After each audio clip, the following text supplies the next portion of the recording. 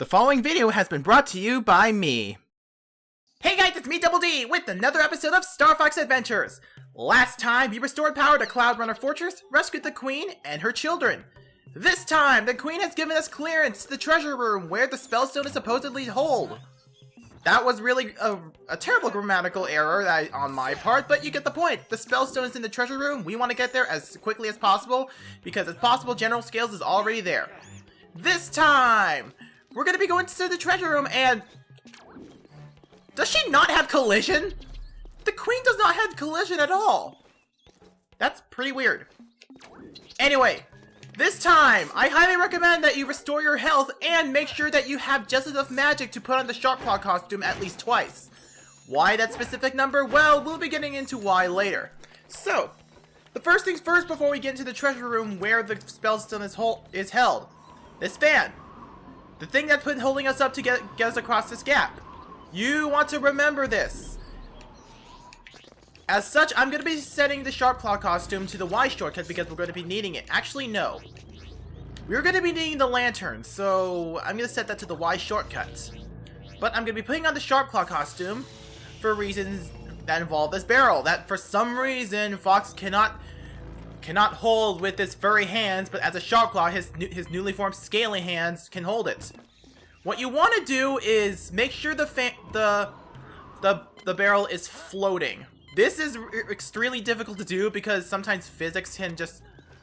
This is really difficult to do because the barrel just sometimes goes wherever the hell it wants, so... Yeah. If you find yourself really short on time, if you don't really think, just throw it somewhere and let it blow up so you can be able to try it again. You want as much time as possible while the bomb is ticking, so you want to get that on the fan as early as possible. If you're not confident that whatever you're planning to do with this bomb is gonna hold up long enough by the time you get to it, well, you may as well blow it up and try and set things up again. Now, and yes, this was the difficult part I was remembering. Okay. Once again, yeah, this can be really hard to get the barrel floating on the fan and still. I think this is why I remember it being so bad. It's not jumping over it and getting it across the gap, it's having it stay on that fan, but just because of the way how physics works. And yeah, I'm gonna do everything I can to get it floating on there. I'm gonna cut to when I succeed this time. Okay, I think it's in the middle of the fans. Okay, so we are on a race against time. If we have to start over if that bomb explodes before we can get to it. So let's go down this ladder that I showed you over here. Okay, and there's a Bafom Dad that I don't need. We're just gonna be missing a lot of Bafom Dads by the time we're done with this, considering that it locks up on us after we're done with a floating piece of rock. And here we are into the treasure room. And upon entering it, some Sharpclaw have already arrived, but considering I'm wearing the costume, they're going to be ignoring me. It's in your best interest to keep it on. And remember when I said you need the lantern? Well, I'm going to have to take this off really quick to deactivate the fan. This should allow us to... Wait a minute. Wait a minute. What happened to the barrel? Did it just suddenly blow up while I was there? Or did it land on the other side? I'm gonna have to reactivate to the sea. It just floated on back to the... Wow, game, way to make me look like an idiot. I'll be right back.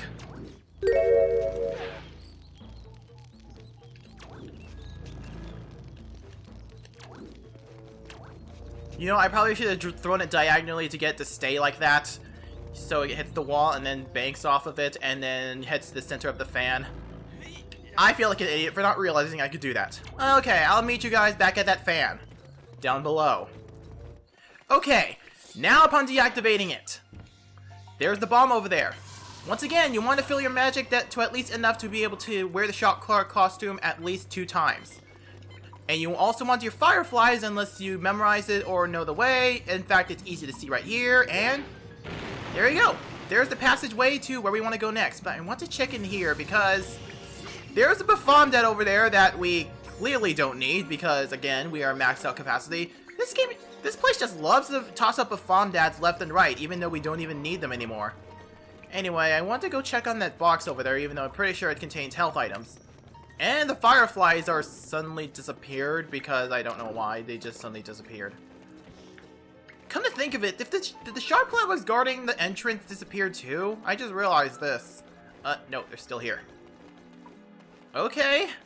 I could have sworn I saw some fireflies over there, but after I blew that wall up and came back here, they just went up and disappeared. That was really, really weird. Anyway, with that out of the way, we have ourselves a ladder to go deeper into the depths of the treasure room. Let's go.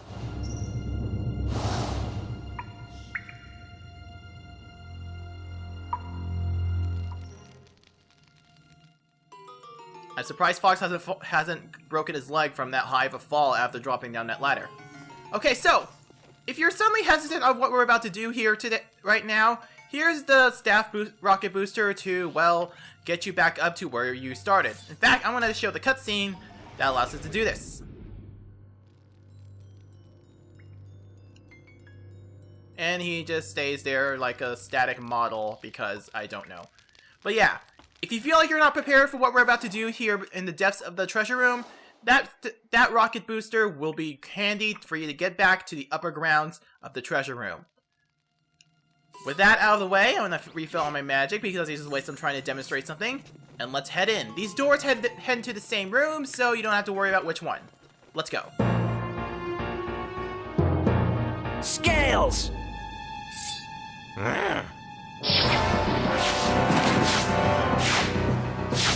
Get the Spellstone out of here!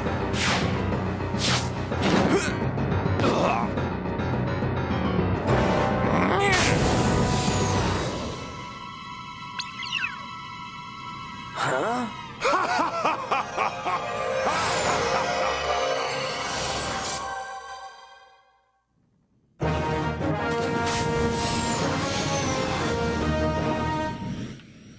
Welcome to what I would like loosely is defined as a boss fight for Cloud Runner Fortress. Yeah, I don't get this at all, but yeah.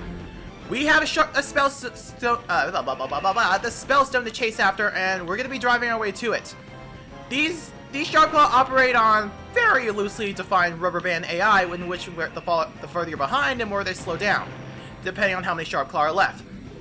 So yeah, you want to ram into them so you have enough time to damage them until they blow up. Also, that meter on the bottom of the screen, that pretty much signifies your fuel. If that runs it out, I stumbled on my voice over there, my voice cracked, but yeah. If that fuel meter runs out, you will be forced to start all over. No game over, you will just start over. Fortunately, the Sharpclaw do slow down depending on how far you are from them, regardless of where you are. So it's possible you could just skip on over to the one in front, which has the Spellstone. If you want to replenish your fuel, there are some panels on the floor, which you already see me drive through them.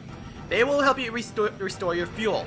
And honestly, I wouldn't really call this a boss battle, just like I just called it as such, because this is just so easy. The floor panels that refill your fuel are, well, generously placed so you can be able to go over them. You will never run out of fuel, so yeah, unless you go out of your way to skip them, which of course it's possible. And the Sharpclaw motorcycles run on rubber band AI, or what is loosely run as rubber band AI, as they tend to slow down the further behind you are, which gives you just enough time to catch up to them to ram them and defeat them. You only need like 4 or 5 hits for each Sharpclaw. And I hate it when the phone rings while I'm recording, but I don't really care right now. And by the way, if you're thinking that you want to cut them off by turning around, I'm sorry to say, but you can't do that. There are some ledges that prevent you from turning around and then waiting for you just to cut them off. I do believe that they do just stop on their tracks if you do that to prevent cheating just like that. But yeah, and so this is sort of like the most disappointing end to the Cloud Runner Fortress art, solely because the way to get the Spellstone is just ramming people Sharpclaw with the motorcycle. And yeah, the one holding the Spellstone is right there. I mean, this is the first time Fox and General Scales meet in person, and the fact that he did not try to fight him at least once, and we do not get a boss battle to try to fight him, and instead it ended in just a wild goose chase, or excuse me, a wild rat race. I don't know the term for it. It's just such a disappointing end to such disappointing end, and on top of the stupid prison thing, Cloud Runner Fortress is kind of lame. And Tricky is right to stay behind. This place is sort of lame in terms of what you can do. Anyway, we are pretty much done.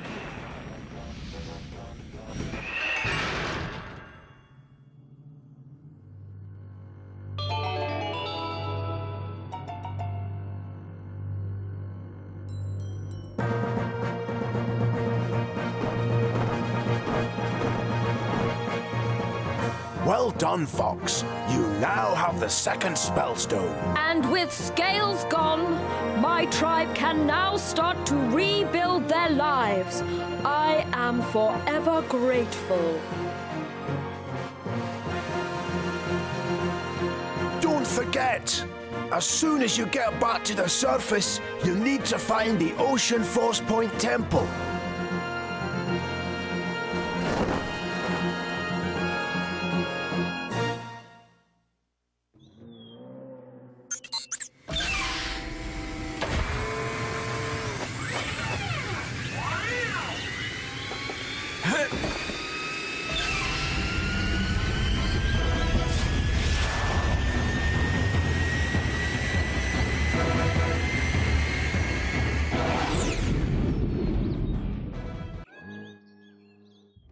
Again, that just feels sort of abrupt.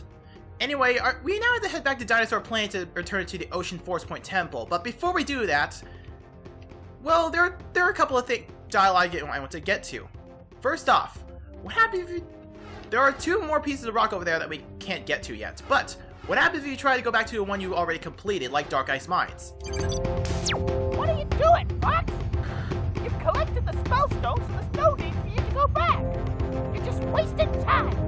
Get on with the mission. There's a bonus waiting for us. Nagging much? What are you doing, Fox? You've collected the Spellstone, so there's no need for you to go back. You're just wasting time. Get on with the mission. There's a bonus waiting for us. Yeah, if you do that, they just tell you that you're wasting time. You can go in there, nothing is stopping you, but you're going to be met with a gate that's pretty much going to block you, at least in Dark Ice Mines. I'm not sure about Cloud Runner Fortress. Does General Pepper have other things to say, too? No. I believe it's sort of different depending on the floating pieces of rock, so I will show that when we actually leave the other 2. Anyway, let's go to Dinosaur Planet. You did it again, Fox! The fortress is back in control of the Cloud Runners. You must take this Spellstone to the Ocean Force Point Temple. It must be located near to the sea. Have you been anywhere like that yet, Fox? When you get back to the planet, contact Peppy for further details. Pepper out! Once again, I am not going to be showing, well, getting past the force field back to Dinosaur Planet because it's the same thing over and over again. It's just sort of like padding just to even get back to the place where that's sort of like the central hub to the game. But what I will show is the cutscene, what happens if you do run out of fuel out of that rat race and forcing you to start over, because that cutscene is something that I'm pretty sure that's going to be very rare for you if you know what you're doing. So with that, here's that special cutscene if you lose.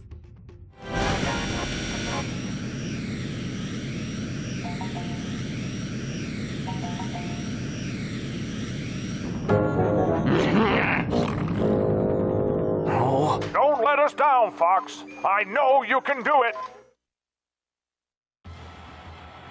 Here we are, back at Thorntail Hollow, after a little rough and tough space excursion, back to Horntail... I said Horntail Hollow, what?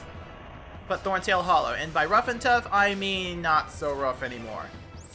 And Tricky's been in the R-Wing this entire time. How have you been breathing? And we could have used her help, Tricky. Anyway, so, like General Pepper said, we need to find a place that gives us access to the sea, because the sea will give us the location of the Ocean Force Point Temple. Where have we seen some place like that before? Okay, well, I'm going to be collecting some scares because I do want a high scarab count. I'll at least post a maximum in case I'm going to be needing it. In case I bump into things like, say, cheat token wells and all that stuff. I want to make sure I am near max. I suppose that's good enough. That's 3 away from the maximum amount we can carry at the moment.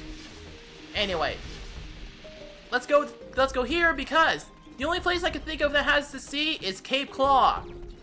And because we're going to Cape Claw, that means I do want to cut to us getting to Cape Claw because, well, we're going to be backtracking again. Seriously, I wish the Warp Stone does its job and warp us to several points to places around the world and Dinosaur Planet that can reach and not just 3 fixed places that he can go to. Yeah, it could have saved us so much time and avoided all this backtracking just to even get to the Ocean and Volcano Forest Point temples. Anyway, I'll meet you guys at Cape Claw.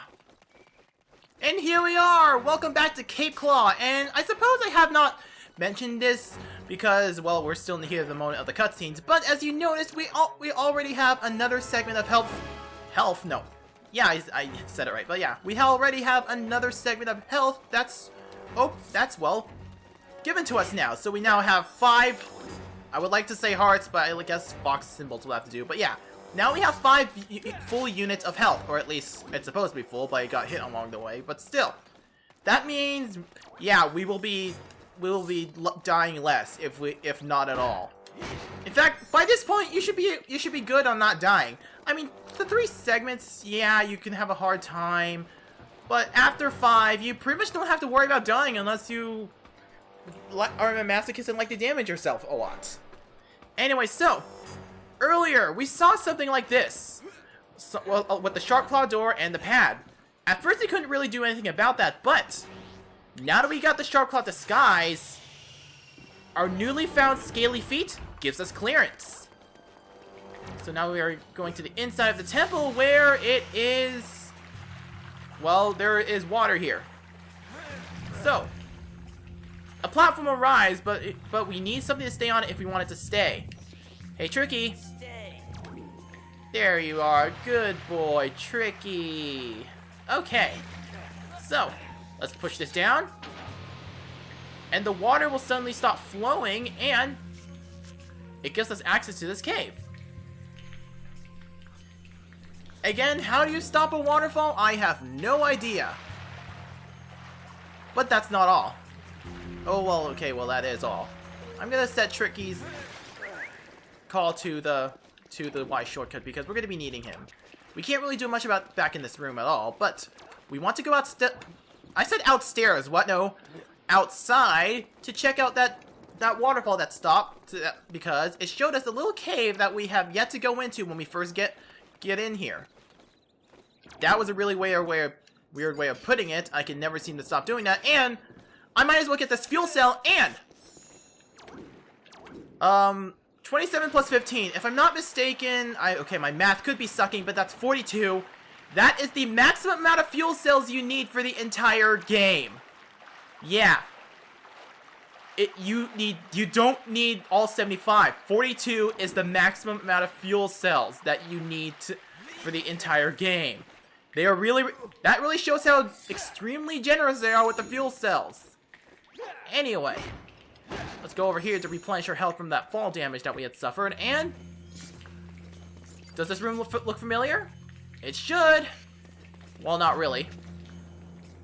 We got ourselves some fire that's blocking the thing.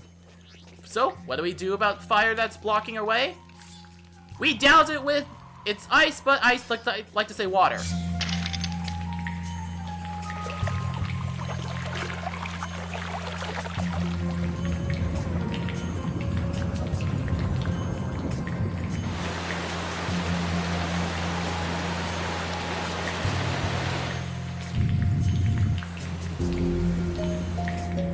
Upon getting that stone, the floor is conveniently flooded by the room above. I guess placing that gem just drains the water and just puts it there. I don't know how the exact science of it works, but the point is, we now have access to this room, and we can be able to go in here through the regular entrance all we want. So, we want to put this gem in this slot over here. What this will do is, well, nothing yet. But I want to put this down. And I want Tricky to stay on there, right? Stay on this platform. You might be thinking this is unusual because there is no switch, but there is a branch. No, there is a wall of branches, and you know what we do with walls of branches? Flame. We breathe fire. And Tricky just jumps it down.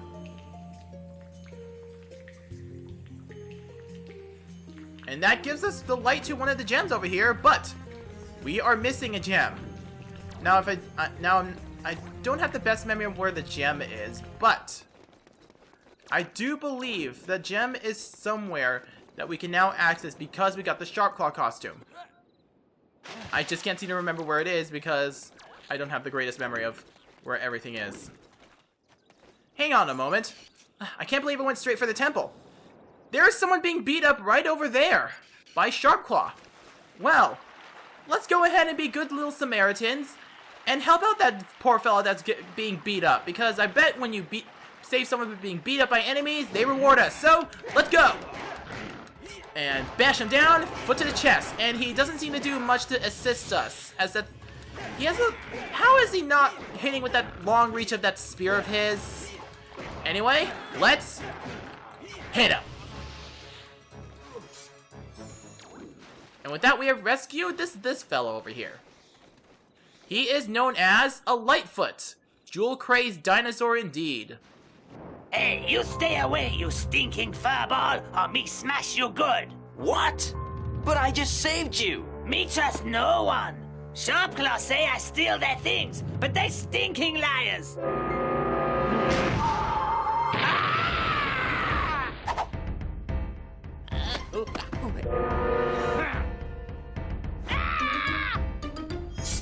Oh. Me get out of this place. Adios.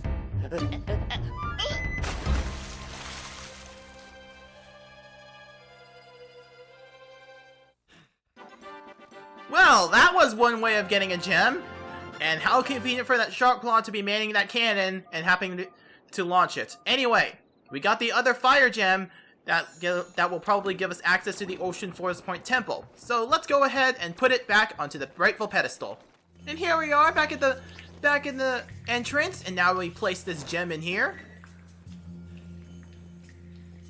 And the light radiating from the eyes will light both gems up and grant us access to the entrance of the Forest Point Temple.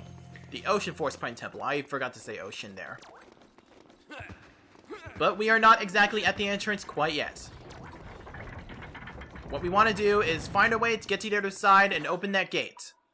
To do that, there is a switch over here.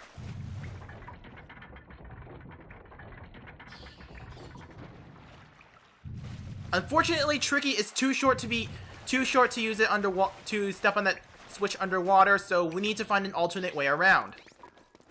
If you look around long enough in this room, you will notice that there is a fire blaster target over here. Let's blast this target. And suddenly Fox is in the center and the room starts flooding. With the room flooded, this opens up a new place in this room in the upper floors. We want to look around for something that will weigh that block down because Tricky is too short. Fortunately, there is a place where we can breathe fire in here, and I gotta go remember to feed Tricky. Let me get you because you're not moving. And hey, Tricky, you've done a good job so far. Here's your reward.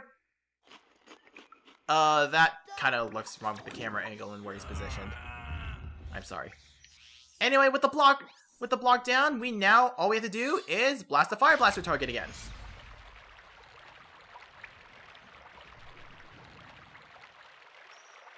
With the room unflooded, we now have a block to be able to hold down the switch that Tricky can't because he's just too short to stay in the water. But then again, it kind of makes sense. We will be essentially be leaving him behind if we do it. And we need our little doggo dinosaur thing. And I think I went the wrong way. I totally did. I am an idiot. Okay, so into this door we go. And after some deliberation, welcome to the entrance of the Ocean Force Point Temple. Next time on Star Fox Adventures, we're going to be exploring the Ocean Force Point Temple. I'll see you guys next time. Bye!